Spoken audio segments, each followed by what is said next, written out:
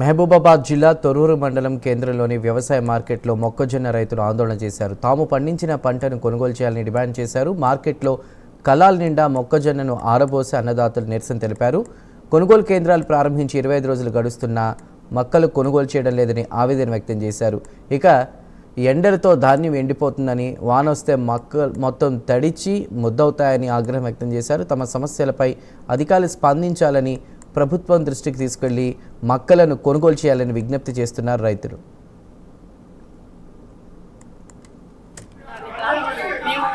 పోయిన నెల 10వ తారీఖు వచ్చినాం. ఇంతవరకు సీరియల్ నెంబర్ అన్నారు, సీరియల్ నెంబర్ కావట్లేదు. మేము అక్కడ ఫోన్ చేస్తే మీరు పట్టుకురండి అమ్మ అన్నారు. కానీ వచ్చిన వాళ్ళు వెనకకు వచ్చిన వాళ్ళు ముందు అవుతారు, ముందు వచ్చిన వాళ్ళు వెనక అవుతారు. ఈ కాంటాలు అసలే జరగడం లేదు. ఒక్క వాన పడితే మొత్తం మొలకలు వచ్చి రైతులు మొత్తం ఆగమవుతారు. ఎందుకంటే మా బాధ అర్థం చేసుకొని ప్రభుత్వం తొందర కాంటాలు కానిచ్చి తొందర పంపించాలి. బస్తాలు తడిస్తే మాత్రం మొలకలు వస్తాయి సార్. రైతులు ఎంత దారుణానికైనా చనిపోవడానికైనా సిద్ధంగా ఉంటారు. ఇక్కడ ఉండబట్టి ఇప్పుడు 25 రోజులు అవుతుంది. 20 రోజులు కాంచెలు రోజు తెల్లాకి ఇక్కడ పండుకోవాలా, పోయి మా ఇంట్లో పండుకోవాలా. ఇప్పుడు ఇంట్లో కలిసి 5 రోజులు మొబ్బొస్తుంది.